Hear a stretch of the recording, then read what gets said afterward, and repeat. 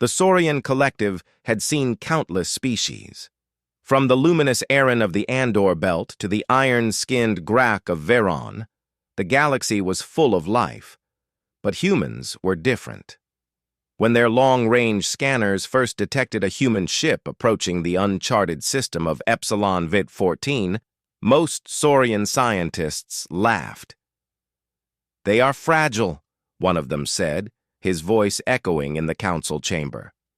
"No species that survives on a single planetary system that lacks proper armor or bioshields could ever survive space travel beyond a few light years." "Yet, here they come," another replied, squinting at the projection of the small human vessel moving steadily through the void. A single exploratory ship. No drones, no automated defenses, nothing but them. The human's ship was tiny compared to the massive starliners of the collective, but it moved with quiet purpose. Its hull shimmered with a thin layer of reflective coating, designed not to impress, but to protect. The Saurians could not understand why the humans had chosen such a risky method. Even their closest allies in the galaxy relied on fleets and protective shields when venturing into unknown systems. The collective's ambassador, Sarek Thal, observed silently. He was known for curiosity rather than skepticism. He had proposed a cautious approach. "We should observe closely," he said, "not interfere. If they fail, they will prove our theories. If they succeed, well, that will be worth seeing." From the bridge of the human ship, Captain Mara Hale adjusted the course.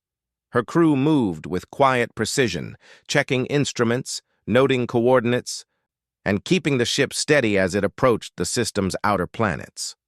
The crew was small, only 6 humans, and yet they were calm. The humans did not panic when their scanners detected the radiation belts of Epsilon Vash 14's largest planet. Instead, they laughed quietly at the readings, speaking in a language the aliens could not understand. "They are laughing?" whispered one of the younger Saurian scientists, her multifaceted eyes widening. "Do they not fear the radiation storms?" "Apparently not," Sarek said. He leaned closer to the viewing screen. "Or perhaps they understand it differently. We cannot measure their reactions with our standard instruments." The humans began descending toward the planet. The atmosphere was thick with storm clouds and lightning storms that would have melted most known hulls. Yet the ship entered smoothly. The Saurians leaned forward as their instruments showed the humans lowering landing pods. One by one, they touched the planet's surface, kicking up dust and sparks. The aliens expected an explosion, a failure, some disaster, but nothing happened. On the planet's surface, the humans moved with purpose. They carried tools, set up small monitoring stations, and began taking samples of rocks and air. One human bent over a small device, twisting it carefully. Sparks flew, and a small drone whirred to life. It hovered and scanned the surrounding area, its sensors quietly reporting data back to the human crew. From orbit, the Saurians whispered among themselves. "They are working together," one said. "They do not need automated guidance? No shields, no backup systems?" "They adapt," Sarek said, and his tone was low. "Watch them carefully. They may be stronger than we thought." One of the younger aliens, Lyra, could not stop staring. She had been trained in xenobiology and planetary sciences, but humans were unlike anything she had studied. She observed the humans improvising with their tools, combining simple materials in ways that seemed almost impossible. A broken sensor? They would patch it with wires and duct-like materials. A damaged pod? They would lift it together and prop it with rocks and spare panels. "They are alive," Lyra whispered. "Not just alive. They are thriving, even under this storm." Sarek nodded. "Yes. That is why I wanted to see them closely. The collective may have dismissed them, but they are remarkable." Hours passed. The humans moved steadily, unaffected by the harsh conditions. One of the Saurian ships decided to send a small scout team closer. They cloaked themselves and hovered above the humans, studying their movements. The scout team saw humans building small structures to protect instruments from the storm, using ropes and cables to secure them. They saw humans sharing tasks, pointing to hazards, communicating constantly with calm voices. At one point, a bolt of lightning struck a nearby rock formation. The humans jumped back, but none panicked. One human ran forward with a long metal rod, testing the ground. The others followed, ensuring the instruments were safe. The Saurian scouts gasped. None of their species could have reacted so quickly under such conditions. Most would have frozen, overwhelmed by fear. "They are impossible," one scout whispered over the comm. "No species could survive this, let alone work in it." Sarek shook his head. "We said the same before. Perhaps our measures of possible are wrong." On the human ship, Captain Mara Hale looked at the readings and nodded. Storm intensity rising. Adjusting pod positions. Keep sensors safe. She did not sound worried. Her crew did not. Their focus was complete and their actions precise. Below, the aliens noted something else. When one human tripped over a rock, another was immediately there to help. They moved in coordinated steps, checking each other's safety, their eyes scanning constantly. The aliens realized that humans were not just adapting to the environment, they were protecting each other instinctively, without hesitation. Lyra's curiosity grew. She wanted to know why humans were like this. They were fragile, yet unbreakable. Weak, yet unyielding. She made a proposal to Sarek. "Let us follow them to their next point of exploration," she said. "We must see how they behave under even more extreme conditions. Perhaps then we will understand." Sarek nodded. "Agreed. We will observe, but no interference. Let them show us who they really are." The humans continued their work as the alien scouts trailed from a safe distance. The storm raged, lightning flashing across the sky, but humans never stopped. One small drone recorded every movement, sending data back to the ship. The humans worked as if they had done this many times before, though this planet was unknown, wild, and dangerous. Night fell on the planet. The storm did not subside. The humans lit small, portable lamps, and their shadows moved quickly over the rough terrain. They huddled briefly to discuss readings, pointing to rocks, shaking their heads, then quickly moving again. The aliens watched in amazement. "They do not rest?" one of the scouts asked. "Even now?" "They sleep in shifts," Sarek explained. "But even during sleep, they remain alert. Watch how they arrange themselves, always prepared." One human, a young technician named Leo, noticed a loose instrument cable threatening to snap in the wind. Without hesitation, he ran and secured it with a small clamp. Another human, a biologist named Tessa, moved to check the sensors on the opposite side, ensuring that every device remained operational. The aliens were stunned by the humans' efficiency. "They are impossible," Lyra said again, more to herself than anyone else. "I have never seen any life form survive like this. Not even the Grok or the Aran. And yet they do, naturally." Sarek's expression was unreadable. "We will need to report this to the Council. If humans survive this, the rules of life we know may have to change." The humans finished their initial survey just before the storm reached its peak. They packed their instruments, loaded them onto the ship, and prepared to return to orbit. Even as lightning struck dangerously close, no human panicked. They worked calmly, lifting equipment, securing pods, and moving as one. From orbit, the Saurians watched as the human ship lifted off smoothly. There were no explosions, no failures. The humans had survived what even the hardiest alien species would have struggled with. As the human ship ascended, Sarek turned to the Council's communication channel. "Prepare a detailed report," he said. "Humans are different. We cannot dismiss them. We cannot underestimate them. Whatever the collective believes about survival and resilience, it may not apply to them. Lyra smiled faintly. I want to follow them further, she said, to see how far their abilities go, to understand how they think, how they adapt. Perhaps we will learn something new about life itself. Sarek nodded. Then we will follow, quietly. But be ready for surprises. Humans may seem ordinary, fragile, and unremarkable, but I fear the truth is far more than we imagined. And so, as the human ship disappeared among the stars, the Saurians prepared for a new understanding. A species that should have failed had survived. A species that should have been weak had shown strength. A species that seemed impossible might just redefine what was possible in the galaxy. From that moment, the story of humans began to spread quietly among the Saurian collective. Not as a curiosity, not as a failure, but as a new challenge to everything they thought they knew.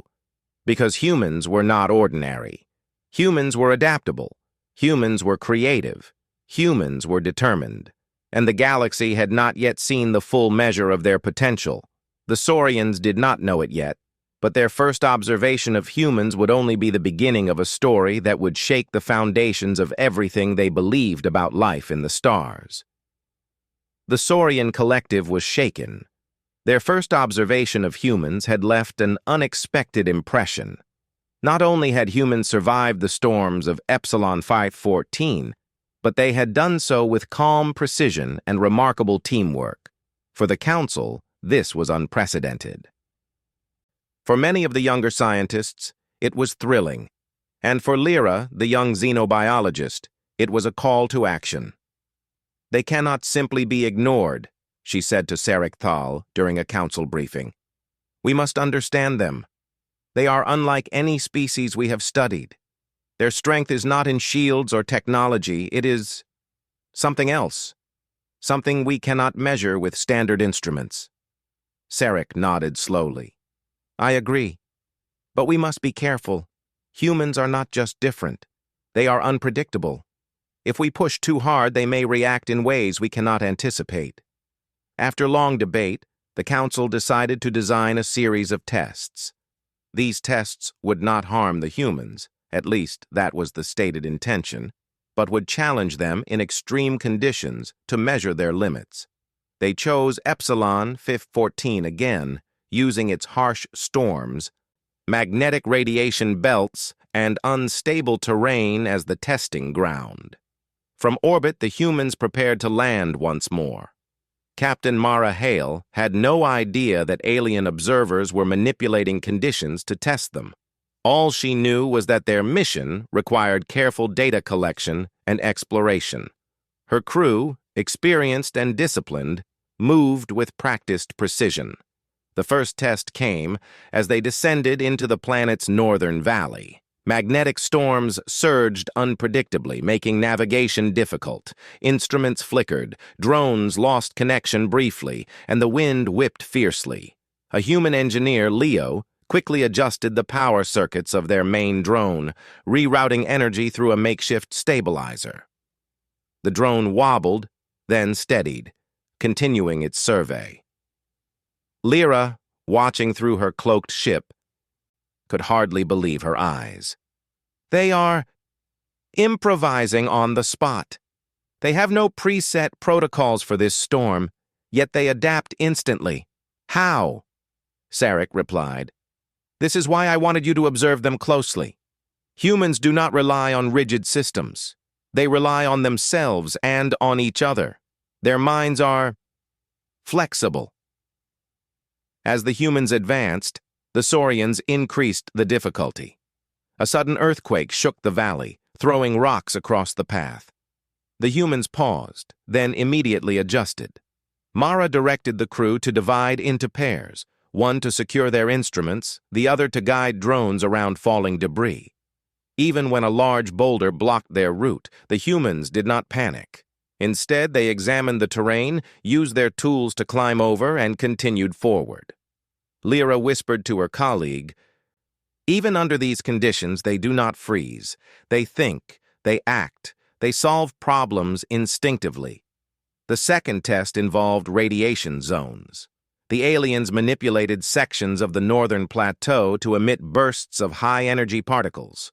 No ordinary species could survive more than a few seconds without protective shielding.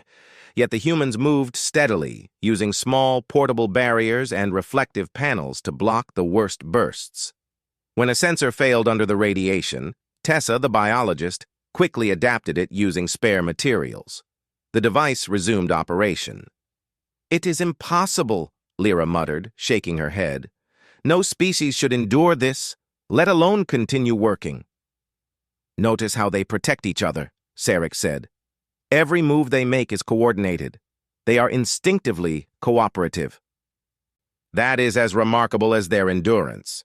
The third test was psychological. The aliens created illusions of extreme danger. Holographic, predator-like creatures, sudden flashes of intense light, and false warnings from their instruments. Most species would panic, their cognitive functions impaired. But humans reacted with calm assessment. They verified readings, cross-checked instruments, and communicated in short, precise statements. When a false warning suggested a landslide, Mara instructed the crew to temporarily relocate their equipment, then continued the mission once she confirmed the threat was imaginary. "They are not fooled," Lyra said, astonished. "They evaluate, adapt, and continue.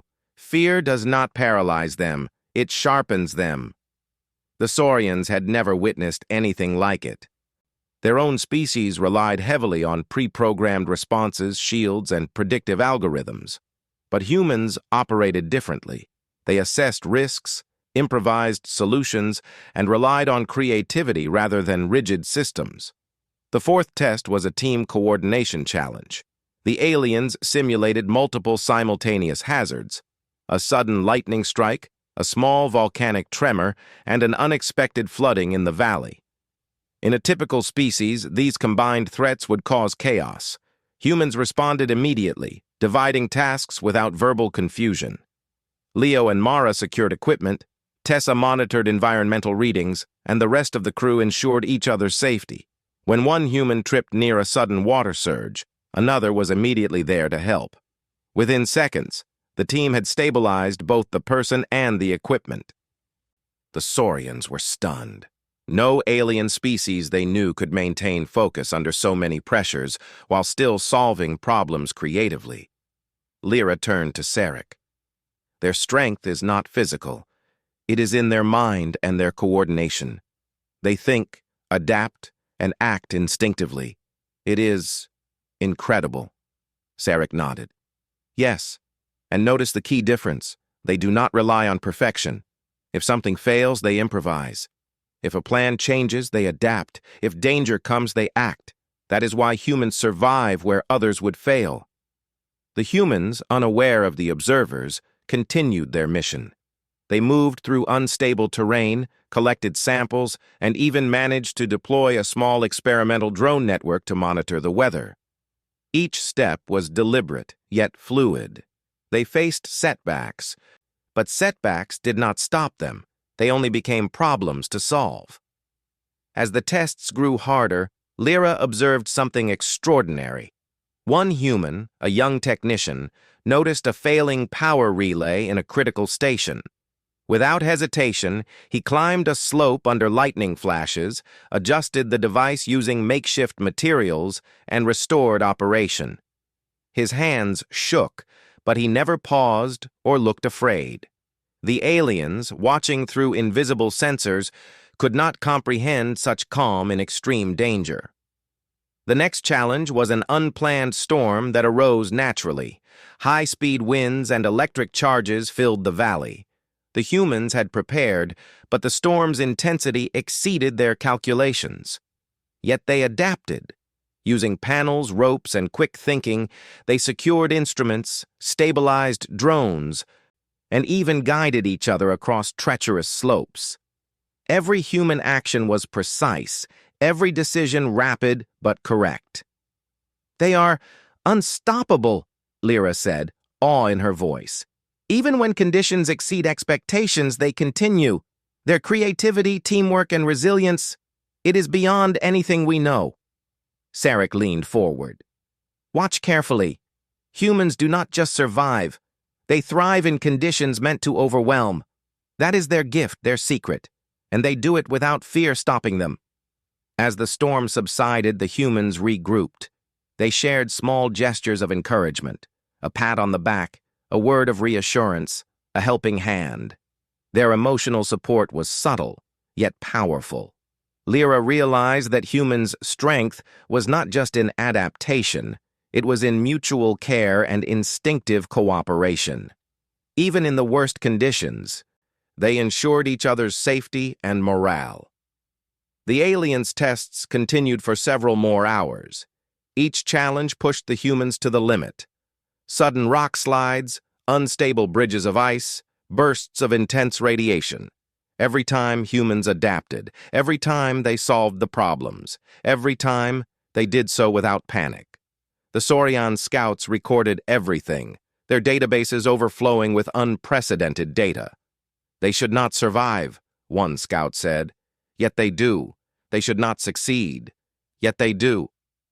Lyra, overwhelmed by the observations, could not hide her excitement. We have underestimated them, she admitted. We thought they were fragile, weak, impossible. But they are something else entirely. They are human. Sarek remained silent for a long moment. Then he said, We need more than observation. We need understanding. Humans are not like us, or any species we know. Their strength lies not in technology or brute force, but in the mind, the spirit, and the will to survive. We must study them carefully. They may change our understanding of life itself. Night fell again on Epsilon 14. The humans, tired but undeterred, set up their camp for rest. They shared stories quietly, checked instruments, and planned for the next day. Despite exhaustion, there was laughter, teamwork, and calm efficiency. From orbit, Lyra and Sarek watched in silence. They are impossible, Lyra said softly. No theory can explain them. No model predicts them. Yet they exist, and they thrive. Sarek replied, Then perhaps our definition of possible is wrong. Perhaps humans are the exception that proves the rule. Perhaps they are the species the galaxy has been waiting for. The humans, unaware of the alien observers, continued their mission the next morning with the same energy and determination. They faced each new obstacle with creativity and calm. They communicated, adapted, and solved problems as a team. By the time they left the planet for orbit once more, the aliens had learned an important truth. Humans were not just another species to study. They were unique. Their survival was not about technology, biology, or brute strength. It was about adaptability, intelligence, teamwork, and an unshakable will. They are impossible, Lyra repeated almost in awe. And yet, they are real. They exist. They survive. They thrive. Sarek nodded. And soon the Council will have to see that for themselves. Humans are not just explorers, they are pioneers, and their truth is only beginning to reveal itself. As the human ship disappeared into the starry void, the Saurians recorded every moment, every adaptation, every small gesture of ingenuity.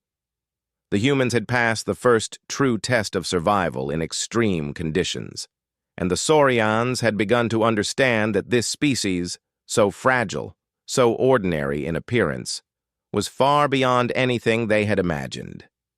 Because humans were not ordinary, humans were adaptable, humans were resourceful, humans could survive and thrive where other species would fail, and as the stars stretched endlessly before them, the Saurians knew one thing with certainty. The human story was only beginning. The humans had barely returned to orbit above Epsilon 514 when the alarm systems of the Saurian observation fleet flared in unison. A massive asteroid fragment, torn from a distant belt by gravitational forces, was heading straight for a nearby alien research station. The station was vital to the Saurians. It housed rare minerals and experimental technology. If the fragment struck, it could mean the destruction of not only the station, but hundreds of Saurian scientists. Panic spread quickly among the Saurians. "The fragment will impact in less than 4 hours," one of the officers shouted. "Evacuation is impossible. Shields cannot withstand such force." In orbit above the planet, humans noticed the unusual sensor readings.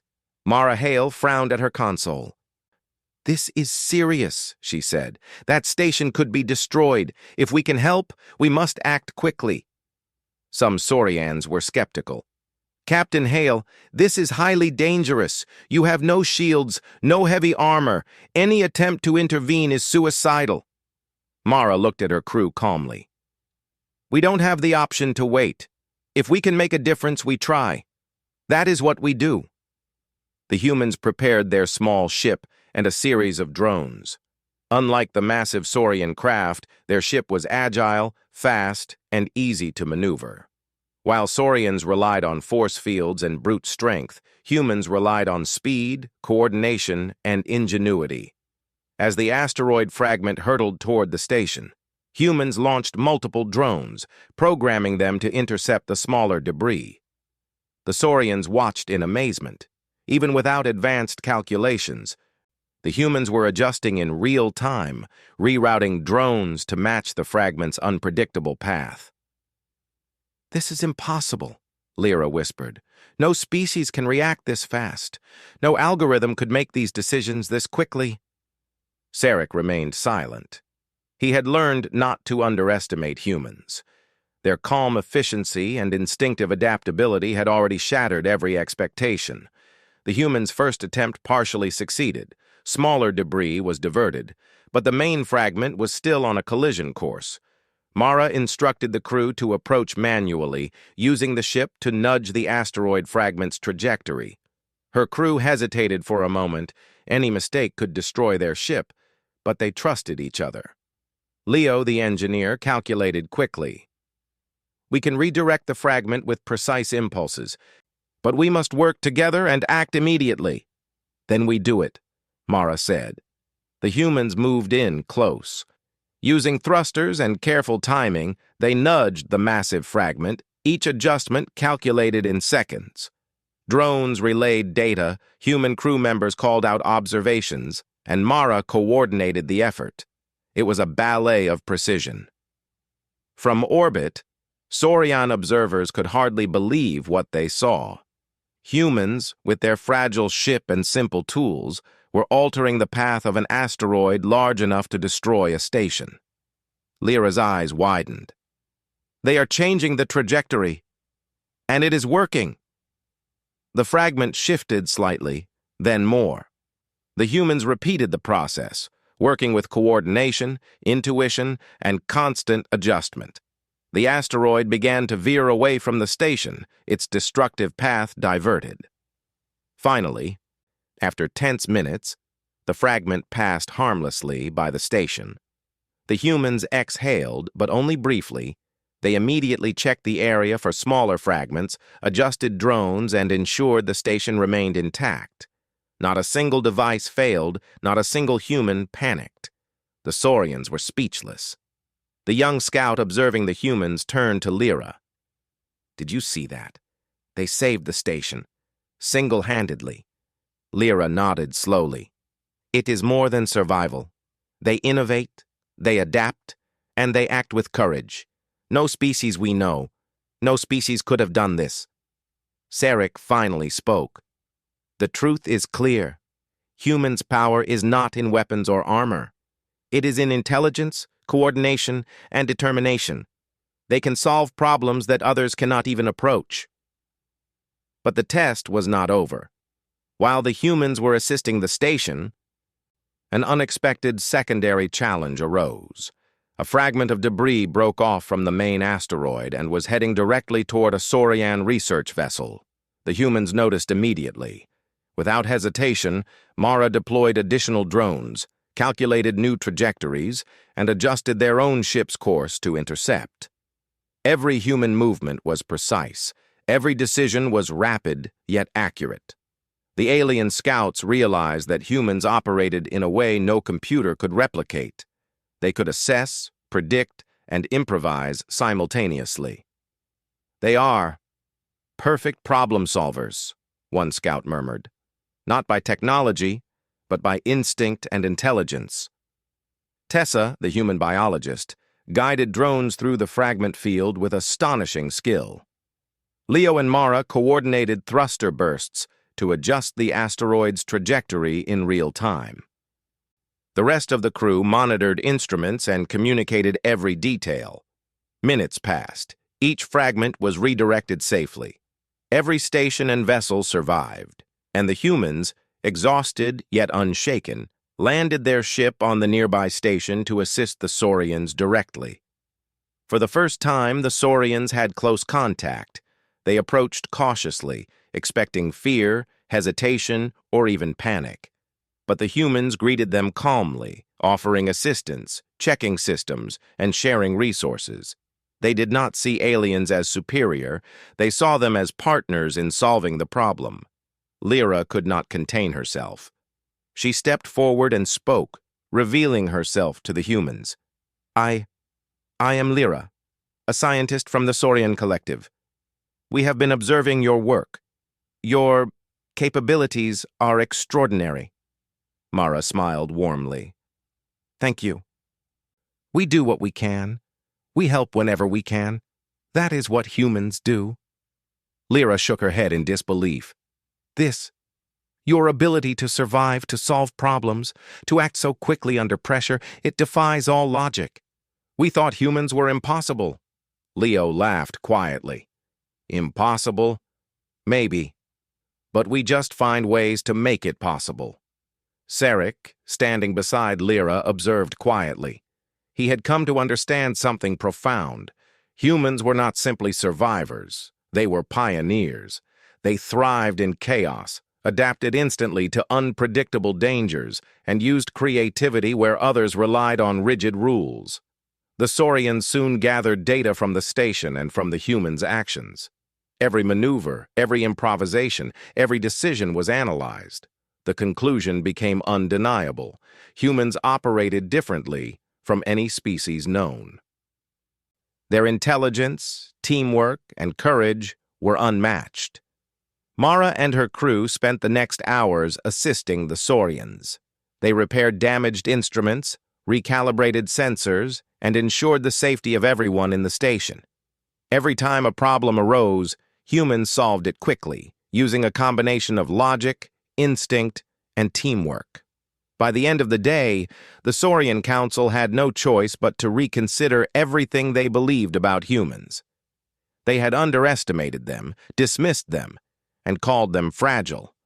But the humans had proven, beyond any doubt, that they were extraordinary. Lyra approached Sarek quietly. "I think we must admit it. Humans are exceptional. Their abilities are beyond what we expected. They are not weak, not fragile, not limited by fear. They are something new entirely." Sarek nodded solemnly. "Yes. And we must tell the Council. The galaxy must understand. Humans are not ordinary. They are a force of adaptability, intelligence, and courage, and we have barely seen the beginning of what they can do." The humans, oblivious to the full extent of the Saurians' awe, prepared to leave Epsilon Fit 14. Their mission was complete.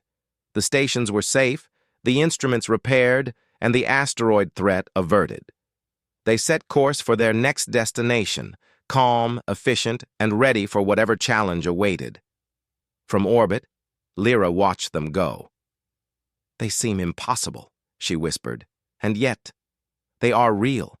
They exist, they survive, they adapt, they thrive." Sarek placed a hand on her shoulder. "And soon, the galaxy will have to acknowledge it. Humans are not just survivors. They are pioneers. They are the standard by which others may be judged." The humans' departure left the Saurians in awe. They had witnessed courage, intelligence, and resilience in action. They had seen a species overcome impossible odds through creativity, cooperation, and willpower. And they realized one undeniable truth. Humans were not merely part of the galaxy. They were shaping it, one decision, one action, and one daring choice at a time. As the human ship disappeared into the void, Lyra recorded her final thoughts. "We believed humans were impossible. We believed they would fail. We were wrong. They are not impossible. They are inevitable. And the galaxy has only begun to see the power of the human spirit." In that moment, the Saurians understood the full meaning of the word impossible. Nothing in their history, no species they had studied, had matched the humans' combination of adaptability, courage, and intelligence. And as the stars stretched endlessly around them, one fact became certain. Humans were not merely a species, they were a revelation. The galaxy was changing, and the Saurian collective knew it. After observing humans on Epsilon 14 and witnessing how they survived storms, earthquakes, radiation, and even diverted a massive asteroid, the Saurians could no longer treat humans as a minor species. Something had shifted in their understanding. Humans were extraordinary. Lyra stood on the observation deck of the Saurian command ship, watching the small human exploration vessel depart into deep space. She had never felt such awe before. "They are not just capable," she whispered to Sarge. "They are inspiring. I do not think we have fully measured what humans can do." Sarge nodded slowly. "No, we have only seen a fraction. Their actions here, saving our stations, repairing instruments, adapting to extreme conditions, demonstrate that humans are not just survivors.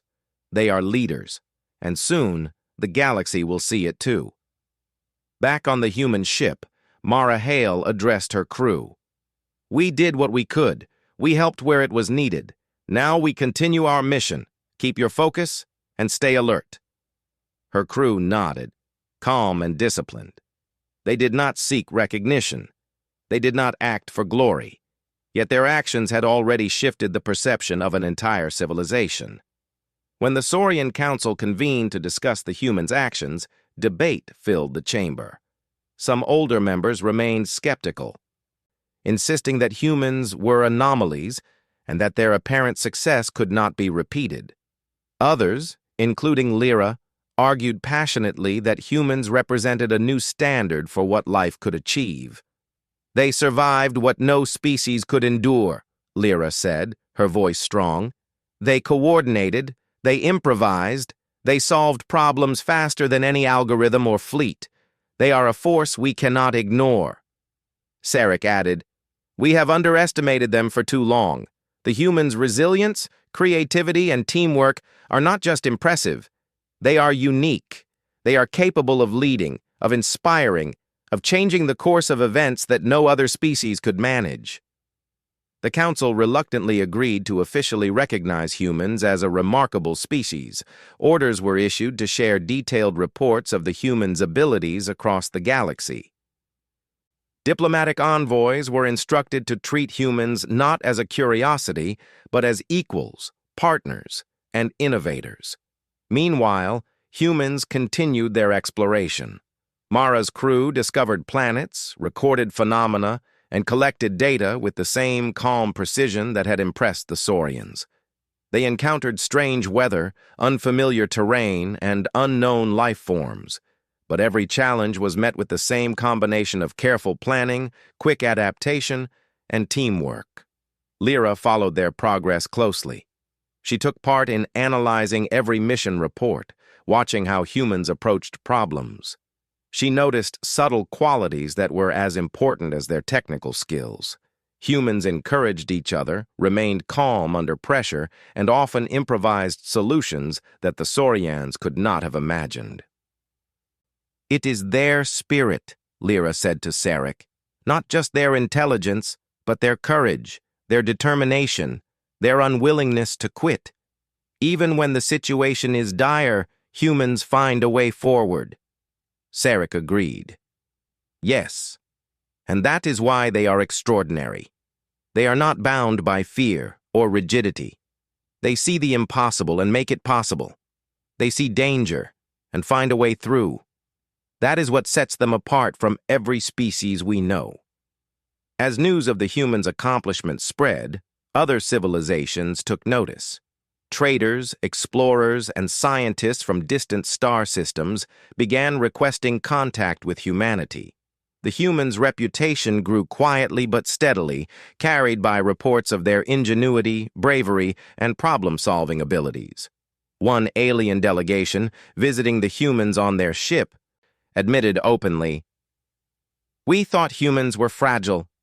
We thought they could not survive outside a single planet. We were wrong. Your species shows resilience and intelligence that exceeds anything we expected." Mara smiled politely. "We do what we must. We explore, we adapt, we learn. That is what humans do." Even the Saurians were inspired. Their technology and strategies began to change as they incorporated lessons learned from observing humans. Fleets became more adaptable. Training programs emphasized flexibility over rigid procedures, and scientists began valuing creativity alongside analysis. Humans had not only survived, they had influenced the thinking of an entire civilization. Lyra watched one human team conduct an experiment on a newly discovered planet. They were testing soil samples for potential life-supporting qualities. When a small equipment failure occurred, the humans quickly improvised with available materials, restoring functionality almost instantly. Lyra gasped. "They think differently," she said. "They see solutions where we see only obstacles. They improvise, adapt, and succeed where we would fail." Sarek nodded. "They are changing the galaxy, even without intending to. Humans are not just explorers. They are teachers, innovators, and pioneers." Despite their growing recognition, the humans remained humble. Mara never sought praise. Leo never boasted of their achievements. Tessa never claimed special credit.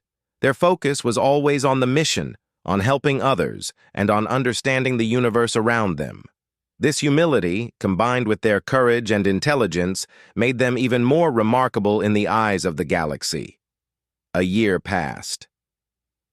Humans had explored multiple star systems, assisted alien civilizations in crises, and demonstrated extraordinary adaptability in countless situations. Everywhere they went, species that once doubted them began to respect and admire them. Finally, the Saurian Council called a formal assembly. Lyra and Sarek stood before the gathered members, presenting their findings. "The humans have proven beyond doubt that they are exceptional," Lyra said. "Their strength lies not in weapons or technology, but in intelligence, adaptability, teamwork, and determination. They are capable of achieving what no other species could, and they inspire those around them to do the same." The council was silent for a moment. Then, slowly, one by one, members nodded in agreement. Humans were no longer seen as fragile, insignificant, or improbable. They were a force the galaxy could not ignore. As humans continued their missions, they encountered new civilizations and challenges, each one testing their abilities in new ways. They adapted, they persevered, and they succeeded, often inspiring alien species to rethink their own approaches to survival, technology, and cooperation. Lyra watched from the Saurian observation station as humans assisted a struggling alien settlement on a distant planet. The humans coordinated repairs, shared resources, and trained local teams in new methods of problem-solving. The aliens were amazed, and even skeptical species began to acknowledge the humans' extraordinary capabilities. "They are the standard now," Lyra said softly. "The galaxy measures possibilities by what humans can do. They are no longer impossible. They are inevitable." Sarek placed a hand on her shoulder. "And the best part is, they do not even know the full extent of their influence. Humans act with courage, intelligence, and kindness. That is why they are so powerful, not because of technology, not because of strength, but because they are human. The humans, traveling from system to system, continued their mission with quiet determination. They did not seek fame or recognition. They did not act out of pride or ambition. They acted because it was the right thing to do, because it was necessary, and because they could. The galaxy watched in awe as humans solved impossible problems, saved lives, and explored worlds that others had deemed uninhabitable. Their reputation spread across star systems, carried by word of mouth, reports, and shared experiences. By the time the humans returned to Epsilon 514 for a second survey, the Saurian Council had officially designated them as extraordinary.